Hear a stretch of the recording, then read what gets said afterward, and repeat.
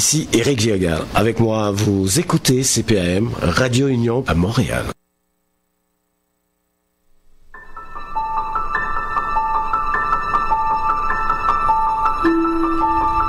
Les enfants, le travail, les transports, on court, on se bouscule, on se salit, on s'insulte. Arrêtez tout. Le samedi vous fait grâce.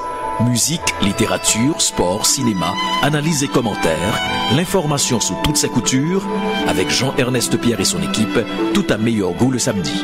Grâce matinée, votre petit plaisir du week-end.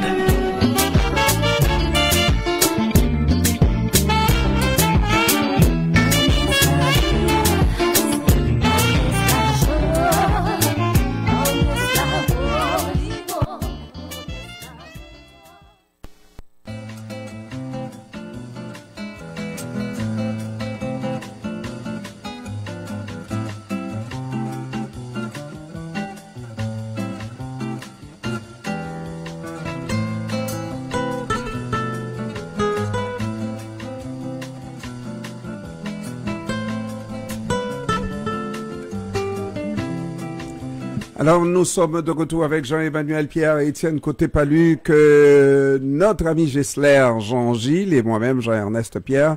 Et là, messieurs, nous avons 1 heure à parler d'Haïti. Et le dossier d'Haïti, cette semaine, c'est la décision du Canada d'aider Haïti à partir de la République dominicaine, d'installer... je ne sais même pas si c'est une équipe d'aide, ça va aider de quelle manière, je ne sais pas. Mais à partir de la République dominicaine, moi, l'image qui me trotte dans la tête, c'est de voir la maison de Étienne, on va dire Étienne, est en feu, n'est-ce pas? Et puis, moi, je viens comme pompier, mais je me tiens à distance, naturellement, pour envoyer de l'eau et l'aider à éteindre son feu. Si ce n'est pas ça, c'est d'aller, la maison est tellement sale chez Étienne, je n'ose même pas m'y mettre le pied, alors je me tiens à distance pour ne pas... Parce que, messieurs, entre nous, si... le Canada suit ce qui se passe en Haïti actuellement avec les bandits. Naturellement, je ne veux pas dire qu'il faut jouer avec les bandits. Il faut agir de manière conséquente et peut-être à la manière bois-calé, n'est-ce pas? On s'entend. Mais quand on fait intervenir une force policière, il me semble que automatiquement, si Justin Trudeau et Mélanie Joly suivent ce qui se passe en Haïti, ils devraient comprendre que les bandits s'effaceraient automatiquement. Alors pourquoi on me fait comme quoi on me laisse comprendre que on craint que des soldats ou des policiers canadiens tombent en Haïti, comme quoi il y aurait une résistance héroïque vraiment face aux policiers et qu'à toutes les 30 secondes, un policier canadien tomberait dans la guerre et on ne veut pas voir ça. Et effectivement, je comprendrais s'il y avait cette possibilité-là, parce que c'est pas une cause canadienne, c'est une cause haïtienne. Mais si vous donnez un coup de main, Étienne Côté-Paluc, donne le coup de main de la bonne manière, Canadien que tu es. Mais c'est une bonne question. Qu'est-ce qui empêche le Canada de donner une vraie assistance technique? Ils essaient de plusieurs manières. Ils ont annoncé... Il faut quand même reconnaître au pays leurs bons coups. Commençons par ça. C'est sûr que les sanctions, c'était un bon coup. Maintenant, on va voir qu'est-ce qu'ils vont faire avec. Est-ce qu'on va enfin voir les preuves? Est-ce qu'ils ont prévu une étape suivante? Mais bon, ça, on en reparlera une autre fois. Mais par rapport à la dernière annonce, par rapport à l'aide à la sécurité...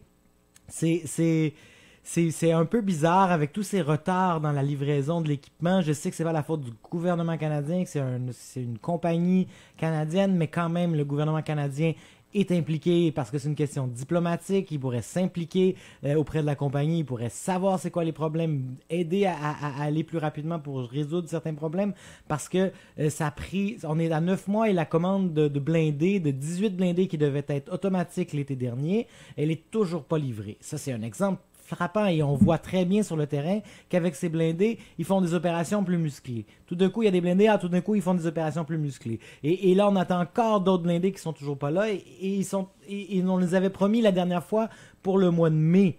Et là, on est le 17 juin, je crois, aujourd'hui, 16 ou 17. 17. Ouais, 17, donc, et on n'a toujours pas vu ces blindés-là. Et ça se passe à Toronto, là, c'est ici, là. Et ça bloque, et on n'arrive pas à les avoir, et tout ça parce que c'est au Canada que ça bloque.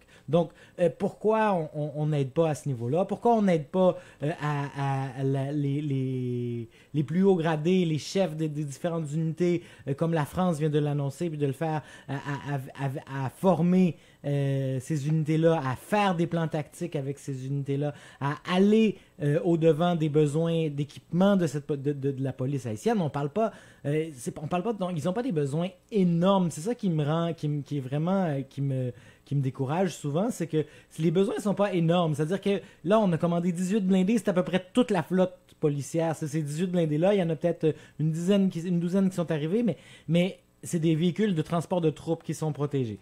Et donc, ils n'ont pas besoin d'une aide faramineuse. Ça pourrait être aussi une aide en salaire auprès de certains policiers, par exemple. Ça pourrait être une aide technique, comme on le disait tout à l'heure. Il y a des formations qui sont en train de se faire. C'est une bonne chose aussi. Mais pourquoi ça fait 2 ans que ça dure? On ne sait pas. Peut-être, Jean-Emmanuel, qu'il vaut mieux aller dépenser les 20 millions en République dominicaine. C'est ce que le gouvernement se dit.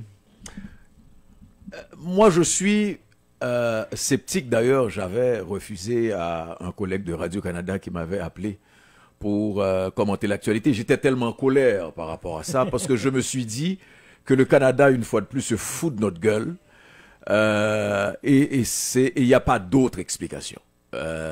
C'est-à-dire que comment peux-tu vouloir aider Haïti sans être en Haïti? Comment peux-tu vouloir aider Haïti dans un contexte de crise économique sans vouloir investir les 100 millions, parce que ça c'est la première tranche de 120 millions je crois. 100 millions. 100 millions qui sont prévus pour Haïti, etc. Donc 100 millions qui seront dépensés en République dominicaine et patati et patata. Mais après, j'ai relativisé. Pendant, jusqu'à hier soir, j'étais en train de réfléchir au bon sens de la chose, d'autant que la sortie du ministre des Affaires étrangères dominicain est venue encore pas me bouleverser, me pousser à me poser des questions encore plus. C'est-à-dire que le Canada annonce la nouvelle qu'un bureau va être installé en République dominicaine, à Santo Domingo, pour monitorer la situation en Haïti et aider la police haïtienne. Le ministre des Affaires étrangères dit qu'il n'en fut rien, dominicain, qu'il n'en fut rien, qu'on n'en a jamais discuté. OK? Je me dis, les relations qu'on connaît entre le Canada et la République dominicaine, qui sont de plus en plus serrées. Le contexte international d'analyse de crise en Haïti, on a vu pendant toutes ces derniers mois, la République dominicaine était sur toutes les tribunes en train de porter la question haïtienne, en train de forcer la main à la communauté internationale, etc. Pourquoi brusquement le Canada et Saint-Domingue se retrouvent en porte-à-faux? D'autant que c'est d'autant plus aberrant que le Canada et la République dominicaine étaient 48 heures avant la rencontre de la Jamaïque entre les acteurs haïtiens, ils étaient à la même table. C'est-à-dire, il était aux Bahamas à l'invitation du Premier ministre des Bahamas, le Canada, Saint-Domingue, les États-Unis et Haïti, et Ariel Henry ont discuté de la situation en Haïti. Et la République dominicaine, dans toutes ses prises de sortie, et c'est pour ça que j'ai pas compris l'implication dans la question de police, etc., parce que la République dominicaine a toujours revendiqué le fait de devoir gérer l'aspect économique de l'aide internationale à Haïti. Alors, le reste, on laisse à d'autres, parce que la République dominicaine a toujours su que, avec les référents historiques que tu évoques souvent, les conflits dans l'histoire, que les Haïtiens n'accepteraient jamais de près ou de loin que les forces dominicaines débarquent en Haïti. Alors, bon, maintenant, Gessler, est-ce que Jean-Emmanuel dit peut-être qu'il y a, il faut comprendre ça comme ça, une entente entre la République dominicaine et le Canada? Comment ça va se passer? Parce que là, au lieu de voir une entente, c'est une bisbille qu'on voit dans la relation, dans le sens que le chef de la diplomatie dominicaine dit non, il n'y a pas eu d'entente entre le Canada. Est-ce que finalement, sur le dos des Haïtiens, on va trouver une entente pour avoir ce bureau-là en République dominicaine? Parce que contrairement à ce que Jean-Emmanuel dit, on aurait pu aussi monitorer, on aurait pu monitorer le dossier à partir du Canada. On l'a déjà fait en 86, tu m'as dit en 94, là? Oui. Lorsqu'on a formé la police, la PNH. C'est les policiers de Regina qui ont été formés à Regina. Les Canadiens ont aidé dans ce sens-là. Alors, est-ce que c'est qu'il faut dépenser le 100 millions d'une manière ou d'une autre, mais surtout en dehors d'Haïti? Moi, je ne parle même pas de 100 millions parce que le problème d'Haïti, c'est trop colossal, c'est-à-dire qu'on est dans l'ordre de plusieurs milliards. Donc, moi, ce que je voudrais savoir, je sais que le Canada et Haïti entretiennent des relations très cordiales, c'est-à-dire dans un cadre bilatéral, on s'attend à ce que le Canada prenne un petit peu étant donné les relations culturelles par rapport au Québec, tout ça, c'est-à-dire par rapport à Haïti, le Canada a une longueur d'avance par rapport aux autres pays pour mener ce genre comment on dit ça, d'activité pour tenter de résoudre la crise haïtienne. Mais c'est dans un cadre bilatéral. Mais moi, ce que je constate, c'est que le Canada, sur le plan international, n'a pas obtenu de mission de personnes, par exemple des Nations Unies, de l'Assemblée générale, ou bien du Conseil de sécurité, ou bien de l'OEA, n'a pas reçu de mandat de mission pour prendre la tête d'une opération de sécurité en Haïti. Donc, d'où le Canada tient-il ce mandat? Donc, est-ce que la question a été posée aux Nations Unies? Est-ce que le Conseil de sécurité... Alors, mettons-nous à jour.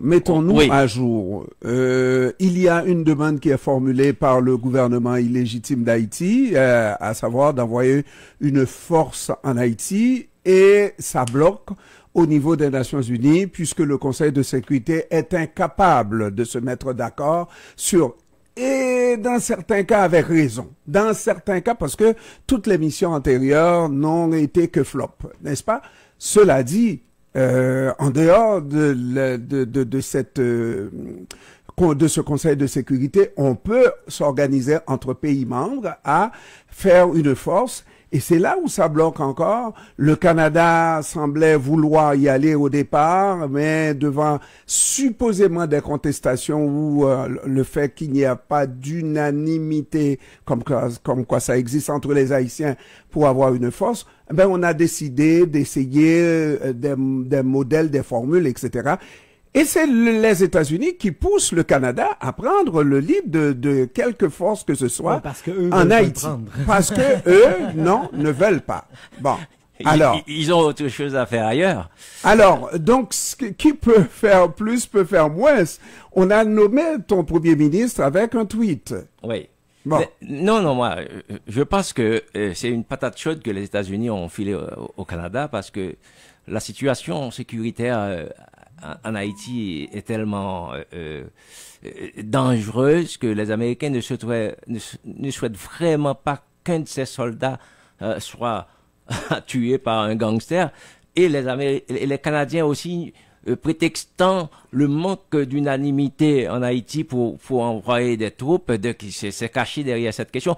Ils sont allés voir la CARICOM. La CARICOM, jusqu'à hier, décidait... ça veut dire que... décidait que la CARICOM n'enverrait pas de troupes non plus. Notre ami est d'accord avec la position du Canada, Étienne. Ça veut dire que le Canada ne veut pas voir... Est-ce qu'il y a, Étienne, tu es sur le terrain tous les jours,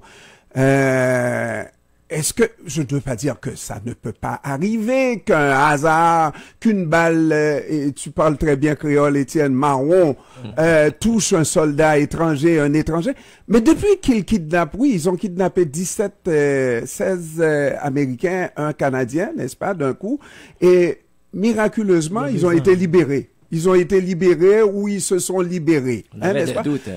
Et toutes ces situations-là n'ont jamais touché des étrangers.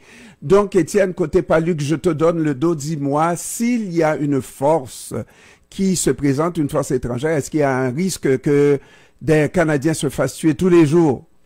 Tous les jours, je sais pas, mais il y a une opposition politique certainement. Dans la population, c'est difficile, évidemment, je ne risquerai pas de dire des chiffres, mais c'est clair qu'il y aura un appui quand même assez général, mais il y a, pas généralement, en tout cas majoritaire peut-être, en tout cas une grande partie de la population serait favorable, mais dans des cas comme ceux-là, il suffit qu'il y ait une minorité pour faire déraper une opération, c'est-à-dire que si tu as une troupe armée qui débarque quelque part puis qu'il y a une foule immense devant qui lui lance des roches, ça a beau être une minorité dans l'ensemble de la population. Mais tu sais que ça ne se fera pas. Ça ne se fera pas dans le contexte de Bois-Calais. Les étrangers, peut-être. Ah. Souvent, les étrangers aussi comprennent mal ou ont de la misère à évaluer ou peut-être le cachent bien. Mais l'importance symbolique qu'ils peuvent avoir dans des pays comme ça, c'est-à-dire que un bateau américain qui vient dans le port pas dans le port, mais dans la baie de Port-au-Prince, ça fait diminuer la criminalité. La même chose, le bateau canadien qui est devenu, on ne sait pas pourquoi toujours, on ne veut pas nous le dire pour des raisons stratégiques, semble-t-il, mais c'est ce genre de présence physique très présente, très là, une présence physique présente, oui. Donc, ça amène vraiment quelque chose de quand même réel chez les gens. Il y a beaucoup puis je comprends les critiques de la MINUSTAH, puis je suis d'accord avec beaucoup de critiques qu'on apporte à la MINUSTAH, mais c'est clair que quand j'allais parler à quelqu'un en 2018, avant qu'il parte, à quelqu'un qui habite à Cité-Soleil, qui me dit oui, ben au moins quand ils sont là, les autres ils font moins de bêtises, ben ok, tu comprends qu'il y a un rôle quand même, puis je veux dire, je suis pas en train de dire que il faut reprendre le même modèle puis qu'il faut répéter la même chose, là, c'est vraiment pas ça que je veux dire. Juste dire qu'il y a une manière d'intervenir, puis peut-être aussi, je pense que tout le monde s'entend, puis même les policiers haïtiens, ils sont d'accord pour intervenir eux-mêmes. Je pense qu'ils veulent pas nécessairement laisser d'autres le faire, mais ils ont pas... Ça prend quelqu'un pour faire du backup, ça prend quelqu'un pour s'assurer que tout se fait correctement. Alors, Jean-Emmanuel, tu vois, il est bon pour être le futur premier ministre d'Haïti, là. Il fait de la politique, il ne répond pas à ma question. Est-ce que, Jean-Emmanuel, est-ce qu'on peut dire qu'il y a un risque, encore une fois, j'admets que oui, une bévue, si l'armée canadienne rentre à Village de Dieu demain matin, c'est sûr il y a des grands risques, ou à Grand Ravine, mais c'est sûr qu'il y a des grands risques, qu'il y a des morts aussi chez les Canadiens. Et il se trouve que la mission qui se donne en République dominicaine, là, si je comprends bien, c'est une mission d'appui, n'est-ce pas? De coordination. De coordination. Il n'y aura pas... Moi, tout ce que je veux comprendre là, c'est pour coordonner l'aide internationale à la sécurité. Pourquoi ça ne se fait pas en Haïti? Parce que l'argument que m'a dit l'ambassade canadienne, c'est que les gens sont pas là. C'est-à-dire que la communauté nationale n'est plus à Port-au-Prince et donc c'est pour pouvoir parler aux gens qui sont pas à Port-au-Prince. Ah, Jean-Emmanuel. C'est l'argument qu'on m'a donné. Hein. Jean-Emmanuel, ça va pas. Donc, c'est une réponse de diplomate. Non, mais c'est une réponse parce qu'on n'a pas de respect pour les Haïtiens. Une réponse parce qu'on n'a pas de respect pour les Haïtiens. Le problème, c'est que Étienne Côté-Paluc a raison. De toute manière, n'importe quelle armée étrangère qui mettrait les pieds en Haïti, que ce soit à Cité-Soleil. Pas en Haïti, mais dans des quartiers chauds. Dans les quartiers chauds, ils risquent de s'en sortir avec quelques blessés et quelques tués. Donc, le problème, c'est la réaction de l'opinion publique au Canada, aux États-Unis, quand les premiers cadavres de soldats, excuse-moi, les premiers cadavres de soldats canadiens ou québécois arriveraient à l'aéroport. Tout ça, là, je suis de l'autre côté. ce serait au Ah, tu es de l'autre côté, Jean-Emmanuel. serait Tu ne au l'as pas dit contraire- avant. Ce serait au contraire de voir quelle serait la réaction si il y a des bavures et que l'armée canadienne serait impliquée dans des victimes collatérales, Oui, dans des ça membres aussi, de la c'est une autre population question. civile, Et etc. là, ça va tourner Parce du jour au que lendemain. du côté des bandits, Jean-Emmanuel, je te Moi, demande j'ai juste vu une des- petite affaire. Prenons l'affaire comme elle est là. C'est pas une force là, qui va en République dominicaine. Là. C'est un groupe de coordination, c'est ça? Pour un gérer bureau de coordination. un bureau de coordination. La réponse, il faut prendre la réponse de Étienne Côté-Paluc là pour ce qu'on lui a dit et puis on l'analyse comme ça. Hein? Pourquoi cette force-là, cette équipe-là ne peut pas être en Haïti? C'est pas vrai que les fax, ou même les fax sont déjà désuètes, n'est-ce pas? Les textos et même je parle à Étienne Côté-Paluc, nous parlons à Étienne Côté-Paluc Ben, on se parle tous ensemble. Mais, régulièrement, Étienne en Haïti, nous, au Canada, pas vrai? Non, Alors- non, si c'est sur cet aspect, j'ai même pas envie de répondre. Je vous ai dit que c'est complètement aberrant. Donc, je ne vais pas commenter une aberration. C'est une aberration, c'est tout. leur c'est- argument, c'est qu'ils ont peur aussi ils ont peur à Port-au-Prince. Ok, faut. Ah, il faut le dire. voilà, mais voilà. Parce que, franchement, parce mais que voilà. comprenez une chose. Mais moi, ce que j'entends, ceux qui avaient- je t'interromps avant de te laisser tenir. Mais ce que j'entends, moi, des coulisses autour de l'ambassade, j'ai pas entendu de très bons échos par rapport à cette initiative-là. Les gens qui travaillent pour l'ambassade ne sont pas très heureux de se faire retirer un dossier puis d'envoyer des ressources à l'étranger pour aider sur un dossier. Donc, je suis pas sûr que Bon, c'est pas. Ils font pas grand-chose déjà. là. Ça, c'est évidemment. Moi, mon premier problème, c'est que on suit tous l'actualité en Haïti. Depuis l'opération Bois-Calais, une initiative des quartiers, et ce n'est pas une opération d'offensive, c'est une opération défensive. La décision des gens de protéger leur quartier. Fini le kidnapping. Tu as peut-être une tentative ici, et c'est là, c'est ces derniers jours que j'ai entendu. Je dis qu'il y avait une tentative qui Non. a été déjouée d'ailleurs, non, qui a été Mais déjouée, c'était pas par rapport au Prince. etc.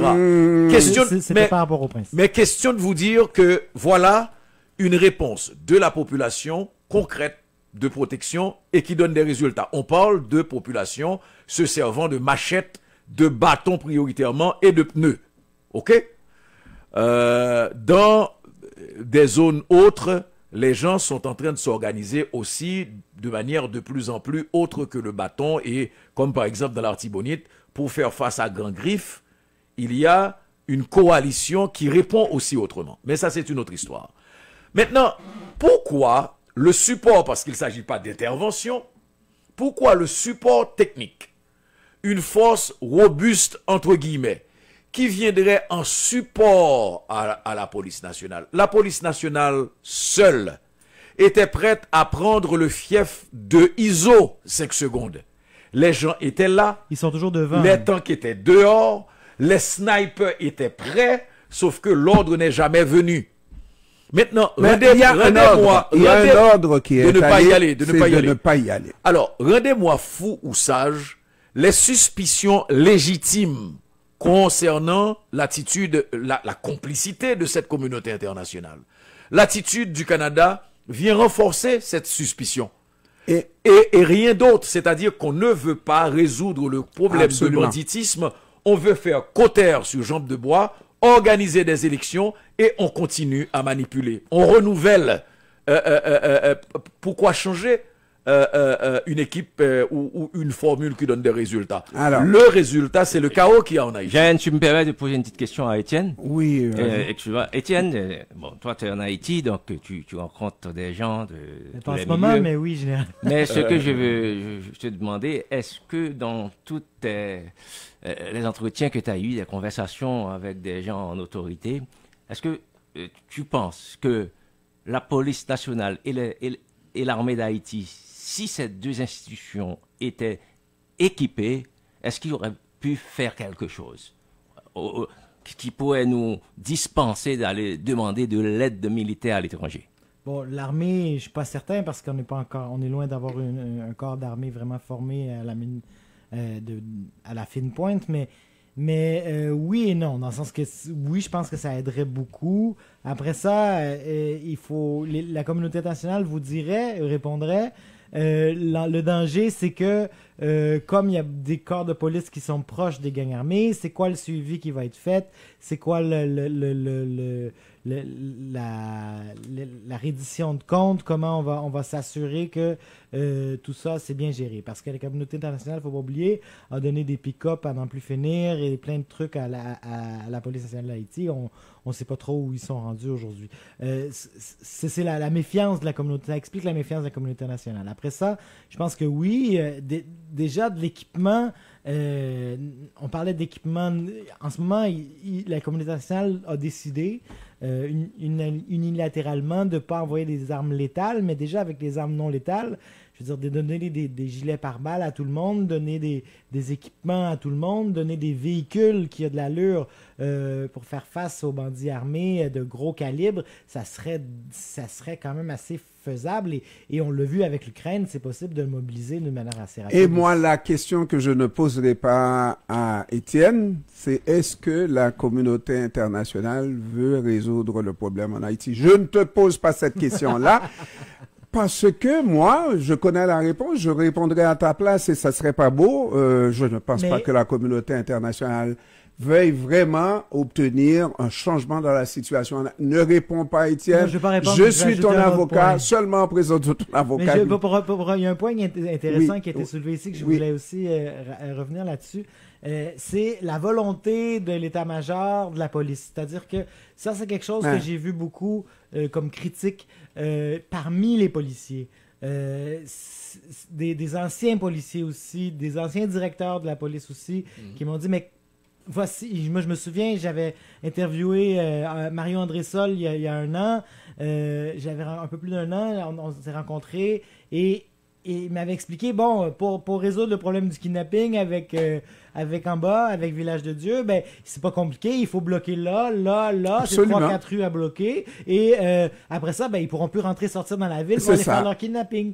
Puis j'étais comme, oui, mais pourquoi ils font pas? Et ben, il dit, ben, c'est ça la grande question, voilà. D'où ça vient, c'est où l'ordre qui empêche que, et c'est ça que je me pose depuis, et c'est ça que les jeunes policiers aujourd'hui, à qui j'ai parlé dans des reportages sur le Bois-Calais depuis 1 mois et demi, m'ont dit aussi, c'est-à-dire, ben là, il y a rien qui se fait en haut, donc nous, il faut qu'on le fasse nous-mêmes parce que les décisions se prennent pas comme ils se doivent. Après ça, ce qui est difficile en Haïti, c'est de faire... C'est ça qui est le problème du journalisme et de l'information, c'est qu'il y a pratiquement personne qui fait des vraies enquêtes sur le long terme. Absolument. Alors, messieurs, nous allons faire la pause commerciale et au retour, on va parler de l'échec des assises de Kingston. On va parler de ça, mais sachez que, et on l'a dit combien de fois ici, Jean-Emmanuel, que les gangs s'attendaient à, il y a 6 mois environ, ou un peu plus, qu'il y ait une véritable force. Et déjà, les gangs avaient pris des dispositions pour se retirer. Et on a vu vraiment automatiquement qu'on a lancé l'idée qu'une force étrangère se présente sur le terrain et il y avait plus de kidnapping, il y avait... Eh ben, ces gangs se sont dit, et on a beaucoup parlé que la communauté internationale a peur des gangs. Le Canada a peur. Le Canada est venu et... Ils sont partis aussi rapidement qu'ils sont venus. Le Canada est venu dans les airs. Le Canada est venu sur les eaux, mais jamais sur le terrain véritable. Eh ben, là, les gangs ont pris avant-hier soir, il y a eu le kidnapping de Isaac Louis Beaujour, qui est directeur de la Fondation haïtienne pour le relèvement et le développement de l'île à Voissis, Jean-Emmanuel, parce que tu connais un des dirigeants qui était venu samedi dernier avec nous, Isaac Xavier. Hein, il fait partie du comité. Les gangs ont tendance à reprendre du poil de la bête parce que le Canada a peur, parce que les Blancs ont peur, parce que ils vont continuer à faire la pluie et le beau temps. Mais comprenez, non, je suis d'accord, je pense que je l'ai dit tout à l'heure. C'est-à-dire l'opération Bois-Calais, une des conséquences, c'est justement le fait que les gangs aient été... Est-ce que je peux prendre la petite pause? Aient été ébranlés, je termine, aient été ébranlés dans leur fief même en ce moment. Mais pour ce que tu viens de souligner, je crois que c'est ce cas-là que j'avais entendu aussi, mais c'est une exception par rapport à ce qui était la règle absolue. Mais tu vas voir, Jean-Emmanuel, avec l'image des étrangers qui ont tellement peur de se faire tuer et qui sont bien armés, qui pourraient très bien s'armer, n'est-ce pas? Eh ben ouais, les gangs vont s'enhardir de plus en plus et puis vont reprendre parce que qui peut contrôler les gangs? On parlera d'autres sphères où les gangs se sont renforcés. Et Ok, puis, on va faire la pause, messieurs. Aussi, n'oublie pas que la police est divisée entre la police. Ceux qui sont proches de, comment il s'appelle? De Ariel Henry? L'ancienne organisation terroriste de Fantôme 509. Et puis, et messieurs, le reste. on fait la pause, on revient tout à l'heure.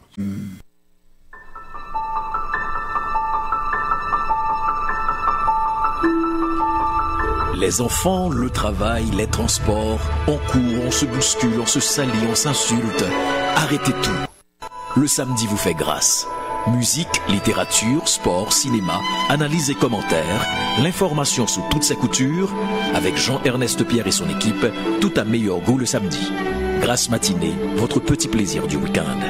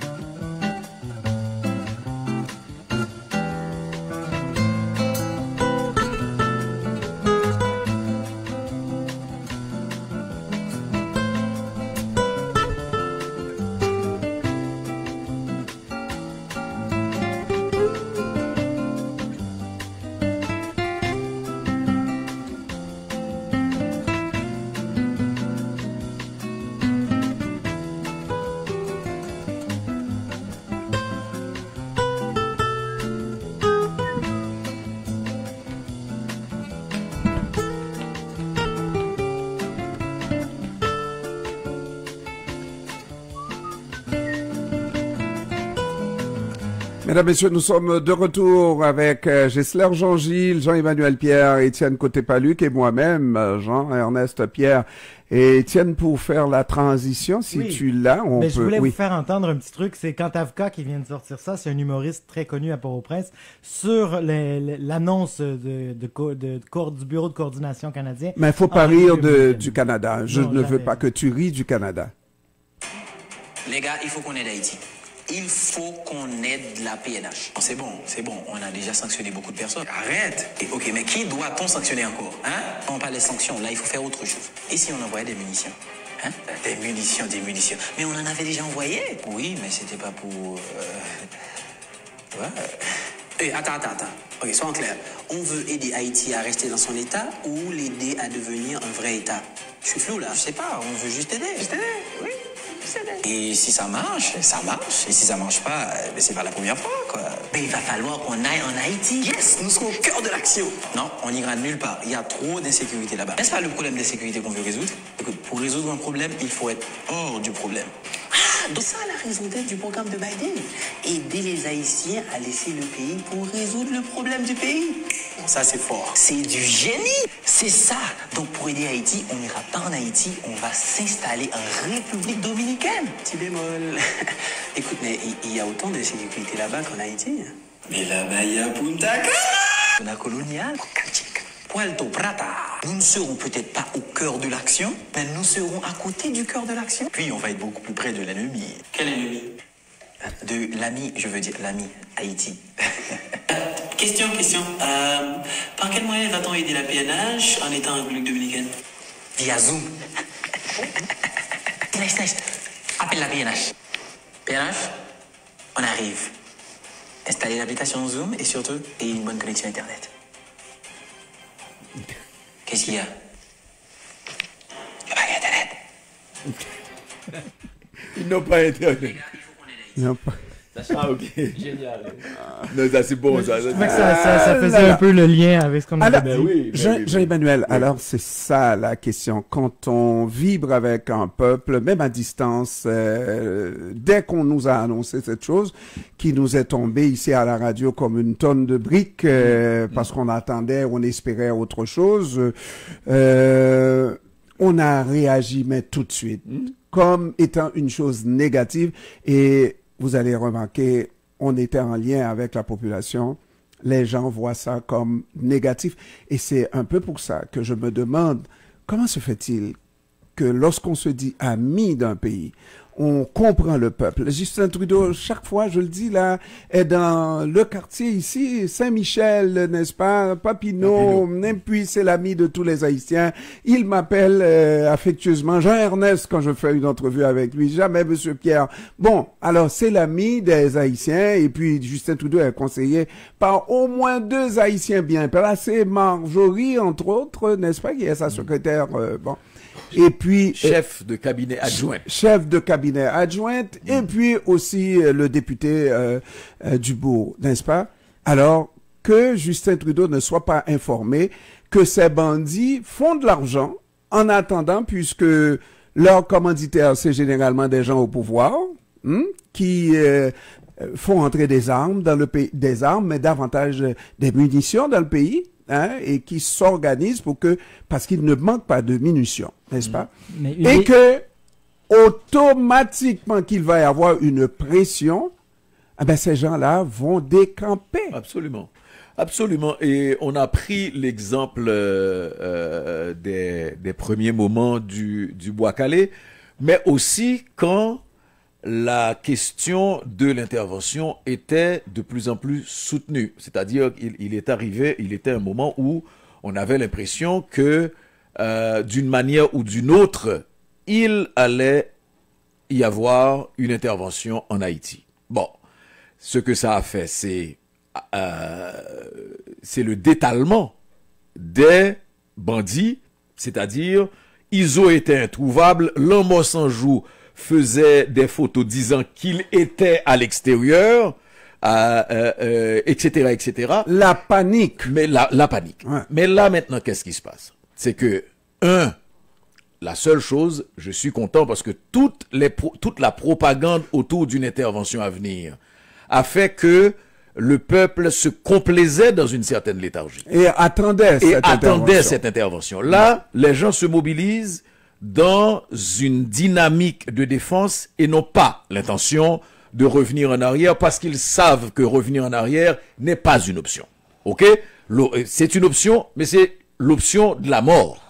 La deuxième chose, et que je crois qui est fondamentale aujourd'hui, c'est que l'effet du recul de l'international par rapport à une intervention a eu ce que ça a eu sur les bandits, c'était de renforcer, leur conviction dans le fait que le blanc a peur du terrain, 2, qu'ils sont incapables d'être tués, c'est-à-dire qu'on est incapable de les tuer. Pour la plupart, ils sont investis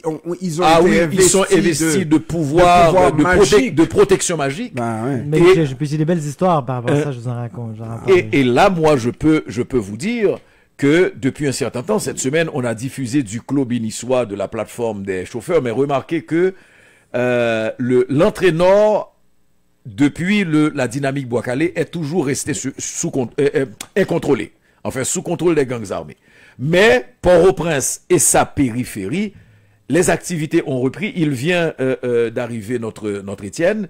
Les activités en périphérie continuent de fonctionner. Et moi, je dis, j'espère que cette nouvelle concernant le Canada en monitoring en République dominicaine, de toute façon, les gens n'ont pas réagi. Je ne sais pas si vous avez vu, les gens n'ont pas réagi. Ça veut dire, cette nouvelle du Canada est passée comme une lettre à la Messieurs, qui a rencontré l'ambassadeur du Canada en Haïti. Ouais. Il n'a pas donné les détails du projet. Bon, nous, on ne sait pas. On ne sait pas quelle est la forme que ça va prendre. On ne donne pas. Est-ce qu'il y a une partie des 20 millions qui seront Sébastien Carrière n'est même pas des armes ou... Non, on ne sait pas. Sébastien Carrière n'en sait pas plus. Messieurs, bon, alors on veut parler de l'échec de cette rencontre à la Jamaïque. Oui. Alors, faut dire, avant cette rencontre à la Jamaïque, il y a eu au moins cette autre rencontre à Nassau. Hein? Et pourquoi 2 rencontres pour la même rencontre? Je ne sais pas. Hein? Mais tu sais, je ne sais pas. Tu sais, il y a des choses... Parce que la représentante du secrétaire général de l'ONU a fait une sortie, ce qui pour moi avait déjà déstabilisé la réunion, en annonçant son support à l'accord du 21 décembre. Bon, il y avait Kamala Harris aussi qui était là. Oui, la vice-présidente américaine. C'est pour ça qu'il y avait Nassau avant, c'était pour sa visite. On aurait pu faire. Je pense que Nassau est suffisamment grand pour recevoir tout ce beau monde, hein, non? Alors, on a fait 2 réunions et à cette deuxième rencontre, c'est là où M. Ariel Henry s'est imposé avec vraiment une posture de chef indégommable. Avec fréquencité. En disant, avec beaucoup de hardiesse et de fréquencité, n'est-ce pas? En disant qu'effectivement, qu'il n'était pas venu négocier un nouvel accord. Alors que tu es dans une rencontre et il me semble que l'ordre était donné de Nassau et donc il avait le support de l'establishment. Alors, qu'il n'avait pas besoin, effectivement, et qu'on le veut encore, on a encore besoin de lui, qu'il n'a pas besoin de faire aucune concession et voilà comment à la fin du discours qu'il va dire qu'il est quand même ouvert à donner des postes, etc., à des gens qui voudraient avoir des postes. Donc, c'est un partage de gâteau qu'il a proposé. Sous son égide. Et rien pour la sécurité du pays. Ben, c'est parce que tout le monde sait que sans accord politique, on peut parler de sécurité du pays, mais on ne pourra jamais vraiment arriver à quelque chose. Donc, je pense que ça fait partie aussi. Je pense qu'il faut continuer sur ces idées de politique. Ce qu'il faut demander, par contre, par rapport à la sécurité, c'est comment ça qu'ils sont pas en bureau de crise quotidien. Comment ça qu'il n'y a pas de... Qui a encore des séries. Moi, encore hier, le premier ministre était à une cérémonie pour la fin de 3 jours, je sais plus trop sur quelle question. C'était intéressant pour le pays, mais le premier ministre n'a pas à aller faire des cérémonies. Il doit être en crise à tous les jours, faire des réunions avec le Conseil supérieur de la police judiciaire et avancer à tous les jours. Ce qu'on ne voit pas sur le terrain. Par contre, pour revenir à l'aspect politique, donc je trouve que l'aspect politique, l'aspect des négociations était quand même bénéfique. Ça stagnait, ça fait 2 ans que ça stagne et ça n'avance pas. Donc, l'idée, on peut pas être contre, mais en même temps, c'est clair que la posture du premier ministre, une fois arrivé là, il s'est fait un peu taper sur les doigts. Il a fait son discours, il est parti. Le lendemain, il était un peu forcé de revenir, mais comme vous l'avez dit, tu l'as dit, il n'y a pas eu d'entente à la fin. Ça bloque, il veut absolument ne pas changer la structure de pouvoir dans laquelle il est. Et de ce que je comprends, et de mes informateurs en haut niveau dans la diplomatie, ça bloque à Washington. C'est-à-dire que depuis que Washington appuie Ariel Henry dans ses fonctions actuelles, qu'ils sont contents des réformes qu'il est en train d'imposer sur le pays, qu'à plein de niveaux, tant que ça va se maintenir, lui, il va continuer à être à l'aise à ne pas vouloir donner un once de pouvoir. Mais ça sent mauvais pour Ariel Henry, Jean-Emmanuel, quand j'ai vu, Gessler, que l'épouse Martine Moïse est allée rencontrer le dirigeant numéro 1 de l'OEA en disant voilà ce que je voudrais on voudrait avoir un tribunal spécial pour ce dossier de Jovenel Moïse. Elle a donc raison. Haïti, je vous l'ai dit la dernière fois, il y a aucune possibilité, messieurs, si on est sérieux là, qu'il y ait un minimum qui soit fait comme aux États-Unis dans le même dossier de Jovenel Moïse, n'est-ce pas, qu'on obtienne quelques condamnations. Parce qu'il y a quand même quelqu'un qui a tué Jovenel Moïse, n'est-ce pas? Hariri est une très bonne comparaison. L'exemple, effectivement. Et donc, surtout, elle va citer le nom de Ariel Henry en disant, moi, quant à moi, là, ce monsieur-là n'est pas à sa place comme Premier ministre. Et moi, c'est pour ça, chaque fois, je reviens à la même chose. Les Américains, en dehors du fait que tu ne peux pas planifier l'assassinat d'un président qui est aussi proche des Américains, qui a été, selon toute vraisemblance, installé avec l'accord des Américains, comme son prédécesseur. Le valet, le tioul. Ok. Tu ne peux pas avoir un serviteur aussi fervent, Fidèle. ok, fidèle, et qu'on planifie sur ton territoire. Le tout a été planifié à Miami. Les bandits, c'est entre Miami et la République dominicaine que l'assassinat du président a été organisé. Il y a des agents, on me dira que ce sont des informateurs, mais il y a des agents du FBI, de la Drug Enforcement Administration, de la DEA, etc. Et là, les Américains n'étaient pas au courant. Et moi, je dis une chose fondamentale, que ce qu'on va révéler après, concernant les appels d'Ariel Henry, comme par hasard, aux heures même, dans les minutes ayant suivi l'assassinat du président, que le principal intéressé parle à Ariel Henry. Il y a des relevés téléphoniques qui ont confirmé la chose entre toi et moi. Que les Américains continuent de soutenir envers et contre tous quelqu'un comme ça, mais mieux confirme encore, les suspicions légitimes qu'il y a sur le fait que les Américains n'étaient pas loin de l'assassinat. Mieux encore, messieurs, tu l'as vu, je ne sais pas si je l'ai envoyé à mes amis, surtout Étienne, côté Paluc, cette entrevue qu'on a eue avec Monsieur Pierre, ancien ministre de Jovenel Moïse, à qui Jovenel Moïse a parlé, a confié, je te l'ai envoyé, n'est-ce pas? Belle entrevue dans laquelle il dit effectivement qu'il y a quelqu'un qui a intimé l'ordre à Jovenel Moïse de nommer un premier ministre pour négocier son départ. Et Monsieur Pierre le sait. Mathias Pierre sait qui a intimé l'ordre à Jovenel Moïse de nommer ce premier ministre. Et Jovenel a nommé un premier ministre et il lui a donné un départ, un départ Mathias sans Pierre retour. A nommé un nom? Non. Il n'a pas nommé de nom. Ah ben c'est encore une fois la loi du silence. Mais au moins, il y a quelqu'un qui connaît quelqu'un. Ça ne fait que poser des questions, mais je trouve ça un peu lâche. Il faut à un moment donné dire les choses. Je trouve que souvent en Haïti, on dit les choses sans nommer.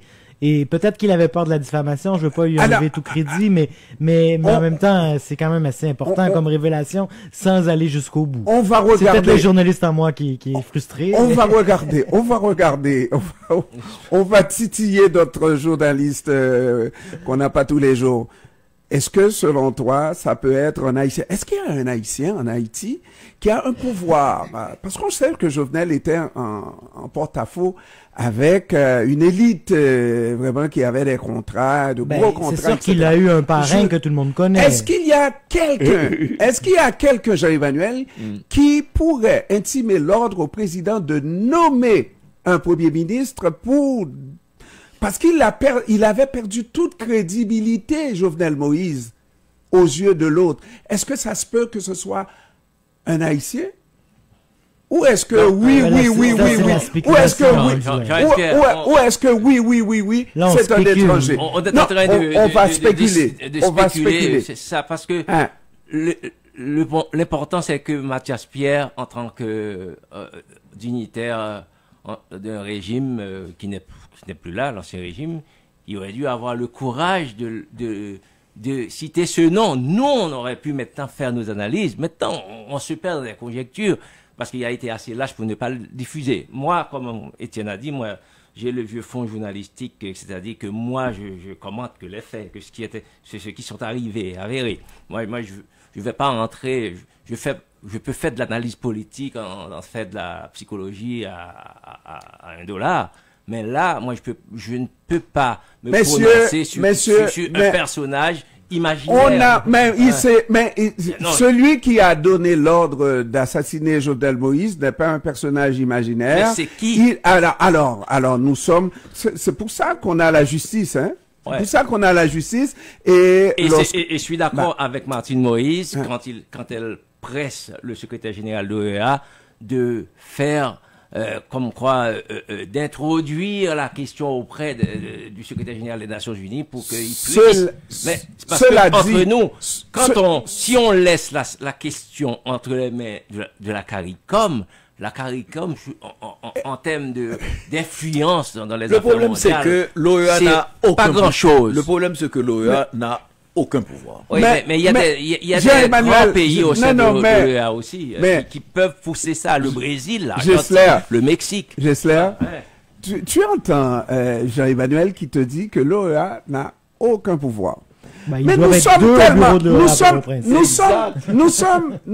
tellement dépourvus, nous sommes tellement désolés, nous sommes tellement que nous nous efforçons de donner du pouvoir à ceux qui n'en ont pas pour nous donner plus de force et de capacité. Et on se laisse impressionner. Tout le monde sait que l'OEA n'a pas de pouvoir pour faire quoi que ce soit. Mais on se laisse impressionner aussi par un petit peu d'argent qu'on nous envoie. C'est-à-dire que 20 millions pour ouvrir un bureau à Santo Domingo, c'est 100 millions de dollars du Canada. On est en 2023, c'est pas 100 millions de 1980. C'est pas le milliard à l'Ukraine. Non, mais c'est même pas ça. C'est l'affront, tu sais, lié mais tant qu'on parle pas de vrais projets, de vrai argent. L'affront à l'injure, tu sais, c'est quand l'ambassadeur de France à Port-au-Prince réunit le haut commandement de la police nationale pour offrir à la police 11 motocyclettes. Mais Jean-Emmanuel, tu n'aurais pas dû dire ça devant une étrangère. Non, mais... Bon, alors, messieurs, il est 16h. Merci d'avoir, et merci d'abord à Étienne qui ne s'est pas laissé intimider par qui on sait, n'est-ce pas? Hein? Il s'est défendu tellement, hein? Tu es d'accord avec moi, Jean-Emmanuel? Oui. Il aurait pu se laisser, hein? Par la présence. Oui. Par la présence de l'autorité suprême. Ouais, l'autorité suprême. Ma mère qui est avec nous aujourd'hui, je la salue en passant vraiment avoir le micro. Et merci de nous avoir accueillis, nous deux en fait, parce qu'on a pu voir, j'ai pu lui présenter un peu la manière de fonctionner dans ce métier avec vous aujourd'hui. Et j'en profite avant qu'on se laisse, je vous invite, j'ai lancé une nouvelle infolettre qui s'appelle l'infolettre Daemon Info. Allez la suivre sur les médias sociaux. Et vous allez voir le nouveau maillot de l'opération Bois-Calais que porte d'ailleurs Étienne. Oui, sur nos médias sociaux, vous pouvez aller voir ça sur j'ai porté aujourd'hui un maillot Bois-Calais qui vient du quartier Paco. Je le porte, c'est ceux qui nous regardent en direct en vidéo peuvent peut-être le voir, mais c'est un gros cercle qui est marqué milice populaire Paco. Et puis, Opération Bois-Calais. Opération Bois-Calais. Vous pouvez aller voir un exemple sur nos médias sociaux. Tu as oublié zéro tolérance. Zéro tolérance. Allez voir ça sur nos médias sociaux. On est partout.